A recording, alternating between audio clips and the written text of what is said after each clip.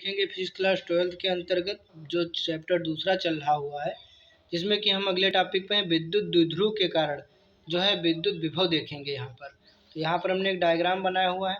माना AC एक वैद्युत द्विध्रुव है जिस पर माइनस क्यों तथा प्लस क्यों आवेश रखे, जिसके बीच की दूरी 2L है, जिसके मध्य बिंदु O है। ठीक, अब हम इसमें थ्योरी लिखना स्टार्ट करेंगे। तो यहाँ लिखेंगे कि माना AC एक वैद्युत द्विध्रुव है। माना AC एक वैद्युत द्विध्रुव है, ठीक, जिसमें दोनों आवेशों के मध्य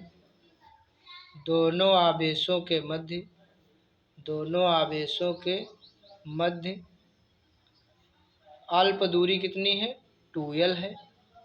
ठीक, इस द्विध्रुव के केंद्र से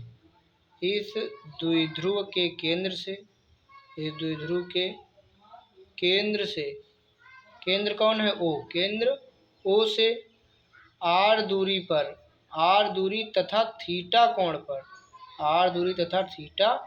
पर R दूरी पर भी लेना है और कोण भी लेना है। कितना कोण लेना है, थीटा पर एक बिंदु P स्थित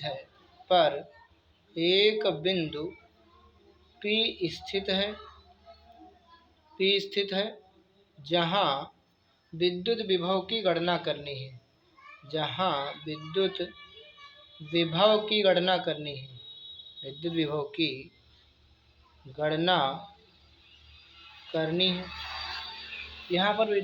क्या करनी है विद्यार्थियों, गणना करनी है।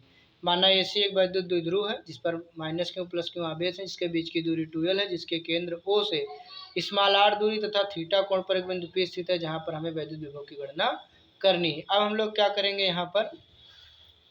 यहाँ लिखेंगे माइनस क्यों आवेश के कारण बिंदु P पर विभव। माइनस क्यों आवेश के कारण बिंदु P पर विभव। बिंदु P पर जो है विभव हमारा क्या होगा, V1 होगा। K क्यों बटे R होता है, तो K माइनस क्यों है तो माइनस क्यों, और बटे यहाँ पर क्या होगा, R1 हो जाएगा। तो विभव क्या निकल आया, V1 बराबर K माइनस क्यों R1। इसी प्रकार जो है हम लोग लिखेंगे, इसी प्रकार प्लस क्यों आवेश के कारण बिंदु P पर विभव देखेंगे। तो यहाँ क्या आएगा, V2 बराबर K आएगा, प्लस क्यों है तो प्लस क्यों बटे R2 हो जाएगा। यहाँ पे प्लस क्यों बटे R2, तो विभव V2 हमारे पास में विद्यार्थियों आ जाएगा K, और यहाँ पर प्लस क्यों बटे यहाँ पे कितना हो जाएगा, R2 हो जाएगा। ठीक, तो ये V2 आ गया और ये हमारे पास में क्या आ गया है, जो है V1 आ गया है। क्या आ गया है, तो यहाँ पर V1 आ गया है। ठीक, अब यहाँ पर थोड़ा चित्र भी दिखा देता हूँ आपको। ये दूरी R है, तो माइनस क्यों आवेश के कारण ये दूरी हो जाएगी R1 हो जाएगी, प्लस क्यों आवेश के कारण ये दूरी कितनी हो जाएगी, R2 हो जाएगी। ठीक, अब हम लोग जो है आगे बढ़ेंगे। बिंदु P पर जो है कुल विभव लिखेंगे। बिंदु P पर कुल विभव यहाँ लिखूंगा कि अतः बिंदु P पर कुल विभव किससे, अध्यारोपण के सिद्धांत से। यहाँ लिखेंगे अध्यारोपण के सिद्धांत से। तो V बराबर क्या होगा, V1 प्लस V2। V1 का मान माइनस K क्यों बटे R1 था, V2 का मान K क्यों बटे R2 था। तब हम यहाँ पर क्या करेंगे, प्लस वाले को आगे लिख लेंगे, माइनस वाले को पीछे लिख लेंगे। तो K क्यों बटे R2 आगे लिख लेंगे और माइनस K क्यों बटे R1 बाद में लिख लेंगे। अब ध्यान से देखना, यहाँ पे K क्यों ले लूँगा कॉमन, बचेगा 1/R2 माइनस 1/R1। ये हो गया समीकरण नंबर 1 विभव। अब हम देखेंगे कि यदि R जो है बड़ा है किससे, L से। ठीक, L से जो है R बड़ा है, तो L को तो क्या कर देंगे, छोड़ने का प्रयास करेंगे है। तो हम लोग क्या करेंगे, यहाँ पर चित्र भी देखना पड़ेगा आपको भी कि AP जो है वो हम सर्वांगसम मान लें, ठीक, किसके, पीएम के। अभी हम आपको दिखाएंगे एपी जो है पीएम के सर्वांगसम, ठीक। उसके बाद में ये किसके बराबर हो जाएगी, तो ये हो जाएगी भाई R1 के बराबर हो जाएगी। किसके बराबर हो जाएगी, R1। अभी हम चित्र आपको दिखाएंगे। तो यहाँ R1 बराबर क्या होगा, PM हो जाएगा। R1 बराबर क्या हो जाएगा, PM। और PM कैसे बना है, चलो पेज ही फाड़ लेता हूँ, इतना दिखाना पड़ेगा तो बार बार जो है।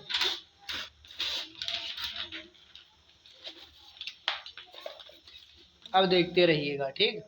यहाँ पर क्या है कि जो AP है, A से P तक की दूरी है, वो हम यहाँ तक मान लें। जैसे यहाँ से हमने इस पे डाल दिया, एक लंब डाल दिया M, ठीक, 90 डिग्री का हमने लंब डाल दिया। तो हमसे कहा जा रहा है कि AP मान लो किसके बराबर है, PM के लगभग क्या है, बराबर है। तो जब लगभग बराबर है तो ये जो दूरी है R1 ये किसके बराबर हो जाएगी, PM के। और PM कैसे बना है, PM बना है OP यानी इतनी दूरी प्लस OM से मिल करके बनी हुई है, ठीक। तो यहाँ पर हम जो है यहाँ पे लिखेंगे कि R1 जो है बराबर है PM के, और PM किससे बना हुआ है, तो PM बना है OP और प्लस OM से मिलकर बना है R1। तो यहाँ पर जो है हम OP का मान तो हमको पता है, इसमें देख लीजिए OP का मान, O से लेकर P तक का मान तो R है, लेकिन O से M तक की दूरी नहीं दी हुई है। तो हम यहाँ पर OP की दूरी रख लेंगे R प्लस OM, R1 बराबर आ गया, ठीक, ये इतना आ गया। अब क्या करेंगे, यहाँ पे त्रिभुज लेंगे, त्रिभुज AOM में, त्रिभुज AOM भी देख लीजिए कहाँ है। तो त्रिभुज AOM ये कैसा त्रिभुज है, समकोण त्रिभुज है, 90 डिग्री का त्रिभुज है, ठीक। तो इसमें से हम निकालेंगे कास थीटा। कास थीटा बराबर क्या होगा, आधार बटे कर्ण। तो आधार कितना हो जाएगा OM, और कर्ण हो जाएगा 90 डिग्री के सामने वाली भुजा, यानी ये कितनी है L, और ये भी कितनी है L है, ठीक। तो ये तो भाई दूरी पूरी 2L थी ना नीचे की, तो ये L आधी आधी हो जाएगी। तो हम यहाँ इस त्रिभुज से निकालेंगे cos थीटा का मान। तो हम यहाँ लिखेंगे cos थीटा। cos थीटा बराबर यहाँ से कितना आएगा, cos थीटा बराबर क्या होता है, आधार बटे कर्ण। आधार था OM और कर्ण था हमारे पास में कितना, AO था। तो हम इन सब का मान रखेंगे। तो cos थीटा बराबर आ जाएगा OM बटे L आएगा। भाई AO का मान तो हमारे पास में L है, तो L हो गया। अब यहाँ से हम OM का मान निकालेंगे, तो OM बराबर आएगा L cos थीटा। क्या आ गया, OM बराबर L cos थीटा आ गया। अब हम OM का मान इसमें रख देंगे, तो हमारे पास में क्या आ जाएगी, R1 आ जाएगी। R1 बराबर हमारे पास में क्या था, R1 बराबर था R प्लस OM, और R हो गया, OM का मान भी रख दो, L cos थीटा हो गया। तो हमारे पास में R1 आ गई R plus L cos theta, ठीक। अब हम लोग आगे बढ़ते हैं अगले पेज पर। इसी प्रकार हम लोग देखेंगे कि इसी प्रकार जो है हम R2 बराबर किसके मान लेंगे, CP। CP किसके लगभग बराबर है, PN के। यहाँ पे दिखाई दे रहा हूँ कि जो CP दूरी है C से P तक की, जो R2 है, ये किसके बराबर हो जाएगी, PN के बराबर हो जाएगी, ठीक। R2 बराबर ये किसके बराबर होगी, PN के। अभी आपको जो है N नहीं पता चल रहा होगा, तो यहाँ से हम लोग जो है एक लंब यहाँ इस पे खींचेंगे। ये देखो हमने इस पे क्या खींच दिया, एक लंब, ये 90 डिग्री का लंब खींच दिया, ये 90 डिग्री का लंब हो गया, और इसी पॉइंट को मान लिया N। तो ये जो PC है दूरी, इसी PC दूरी को हम लोग क्या मान लेंगे, इसको जो है इसके बराबर मान लेंगे। यहाँ पे देख लीजिए जो CP दूरी है उसको हम PN के बराबर मान लेंगे। CP दूरी किसके बराबर मान लेंगे, PN के बराबर। थोड़ा यहाँ पे तिरछी होगी ताकि ये दूरी और ये दूरी बराबर जो है लगभग में बराबर होती है। थोड़ा डायग्राम और बड़ा बनेगा। तो यहाँ पर हम लोगों ने क्या मान लिया कि CP लगभग किसके बराबर है, PN के। तो जो R2 होगी वो क्या होगी, PN के बराबर होगी। यहाँ पे पुनः देखिए जो ये R2 दूरी होगी किसके बराबर होगी, PN के बराबर होगी, ठीक, PN के बराबर होगी। अब PN किससे बना है, PN किससे बना है, PN दूरी कैसे निकाल पाओगे, देखना यहाँ ध्यान से। PN दूरी कैसे निकाल पाओगे, जब P से O तक की दूरी पता है R है, टोटल दूरी में से क्या घटा दोगे, ON दूरी घटा दोगे, तो ये पता चल जाएगी बीच की, ठीक। तो OP दूरी और माइनस ON दूरी, इतनी दूरी घटाएंगे तब ये पता चल पाएगी। तो यहाँ PN दूरी जो अगर हमको निकालना है तो पी एन दूरी कैसे निकालेंगे, O P minus O N करेंगे। ओ पी कितना था, आर था, माइनस ओ एन, ये है आर टू। अब देखना यहाँ पर ओ एन कितना आएगा, जैसे यहाँ पर ओ एम कितना आ गया था, यल cos थीटा, ऐसे ही जब हम इसमें से cos थीटा निकालेंगे तो आधार बटे कर्ण इसमें भी आएगा ओ एन, और कर्ण तो यल ही दिया है तो इसमें भी ओ एन भी कितना आएगा, ओ एन भी आएगा एल cos थीटा। तो आर टू भी आ गया हमारे पास में R minus L cos theta. तो यहाँ पर याद करना है तुमको आसान, जिसमें देखो, जिसमें देखिए यहाँ पर जो है मतलब माइनस क्यों था, उसमें जो है प्लस में आया है, और जिसमें प्लस में था उसमें माइनस में आया हुआ है यहाँ पे आर टू। अब हम लोग लिखेंगे समीकरण एक से, समीकरण एक से, समीकरण एक हमारे सामने थी यहाँ पर, समीकरण एक जो है अभी हम आपको दिखा रहे हैं। समीकरण एक क्या थी, v बराबर के क्यों थी, अंदर one minus R two minus one upon R one, ये थी समीकरण फर्स्ट। अब इसमें मान पुट करेंगे के क्यों वन अपान आर टू का मान आपके सामने है R minus L cos theta minus one upon R one R plus L cos theta. अब बस सॉल्व करना रह गया है, सॉल्व कर लेंगे के क्यों, यहाँ पे R plus L cos theta एक कम R plus L cos theta, minus ये इधर जाएगा R minus L cos theta, लेकिन देखो ये माइनस माइनस क्या हो जाएगा, प्लस का हो जाएगा, नीचे A minus B A plus B तो क्या होगा ए स्क्वायर माइनस जो है B square L square cos square theta.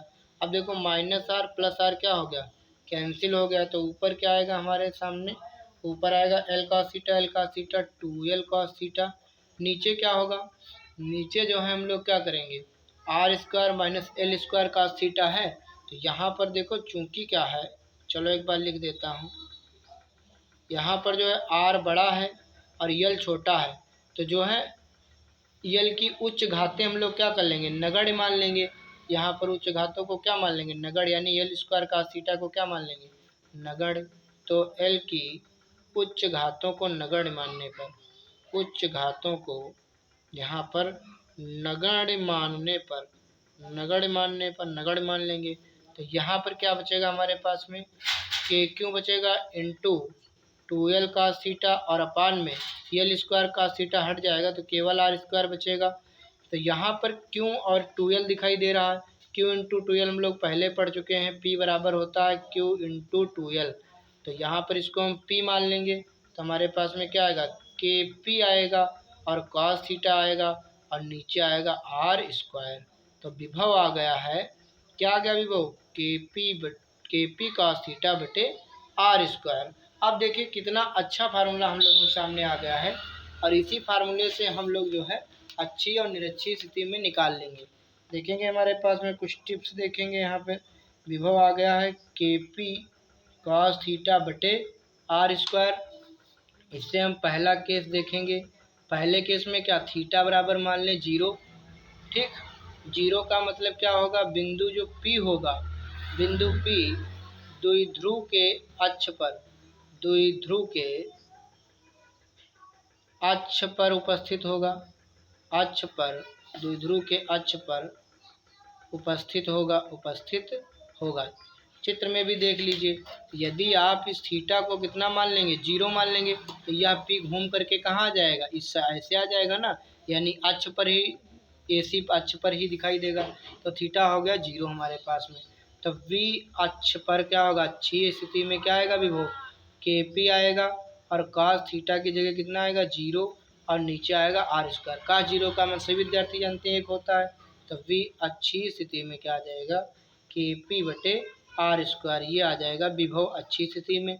हमको निकालना है निरच्छी स्थिति में, ठीक, तो यहाँ पर लिखेंगे केस सेकेंड लिखेंगे और यहाँ थीटा कितना मान लेंगे 90 डिग्री। भाई निरक्ष में कब यहाँ पाओगे, जब यह, एक मिनट ब्लर दिख रहा, जब ये थीटा कितना हो जाएगा 90 डिग्री, यानी ये घूम करके ऐसे होगा तभी तो निरक्ष माना जाएगा। विद्युत क्षेत्र की तीव्रता तो पढ़ के आए होंगे, तो यहाँ थीटा कितना मान लेंगे 90 डिग्री, तो ये निरक्ष पे हो जाएगा। तो v बराबर क्या हो जाएगा, v बराबर यहाँ पर v निरक्ष में देखेंगे तो यहाँ आएगा के पी कॉस 90 डिग्री और बटे आर स्क्वायर, कास 90 का मान 0 होता है, तो v निरक्ष पर क्या आ जाएगा, यहाँ आएगा के पी इंटू 0/r², तो टोटल क्या आ जाएगा 0। तब भी निरक्षीय स्थिति में विभव कितना आएगा, यहाँ पर विद्यार्थियों 0 आएगा। तो याद रखेंगे हम लोग जो है विभव अच्छी स्थिति में जो है Kp/r² होता है, निरक्षीय स्थिति में 0 होता है। अब यहाँ देखेंगे वैद्युत द्विध्रुव की अक्ष पर जब हम लोग ई अच्छी स्थिति में पढ़े थे, तीव्रता तो क्या आई थी 2Kp/r³ आई थी, समीकरण नंबर 1। और यहाँ पर जब हम लोग विभव पढ़े थे अच्छी स्थिति में तो क्या आया था Kp/r² आया था, समीकरण नंबर 2 आया था। ठीक, तो यहाँ पर हम लोग क्या करेंगे, समीकरण 1 को जब समीकरण 2 से क्या करेंगे भाग देंगे, तो हमारे पास में ई अक्षीय और बटे वी अक्षीय हो जाएगा। ठीक, तो बराबर में क्या आएगा 2Kp/r³ इंटू ये r² ऊपर चला जाएगा और Kp नीचे आएगा, तो Kp से Kp कैंसिल हो गया, r² से एक r³ कट गया, तो क्या आ गया, तो हमारे पास में आ गया ई अक्षीय और बटे विभव अक्षीय और बराबर 2/r। तो यह एक जो है यहाँ पर बलर, यह जो है यहाँ पर क्या आ गया, एक जो है यहाँ पर संबंध आ गया ई अच्छी स्थिति में तीव्रता और अच्छी स्थिति में विभव के बीच संबंध आ गया। और अब हम देखेंगे निरक्षीय स्थिति में, यानी निरक्ष पर क्या आएगा, ई निरक्षीय स्थिति में या ई वैद्युत क्षेत्र की तीव्रता निरक्षीय स्थिति में क्या आई थी Kp/r³ आई थी, और विभव निरक्षीय स्थिति में क्या आया हुआ था 0 आया हुआ था। तो ई निरक्ष यहाँ पर और बटे वी निरक्ष निकालेंगे, तो हमारे पास में क्या आएगा, यहाँ पर इसके बटे में आएगा Kp/r³ और इंटू 0, तो किसी के नीचे 0 तो उसका मान अनंत आता है। तो हमारे पास में ई जो है वैद्युत क्षेत्र की तीव्रता निरक्षीय स्थिति में और विभव भी कहाँ है निरक्षीय स्थिति में, तो इसके बीच में संबंध क्या आ गया अनंत हो गया। ठीक, तो ये इस वीडियो में इतना ही रखेंगे, मिलेंगे अगले वीडियो में अगले थ्योरी के साथ। धन्यवाद।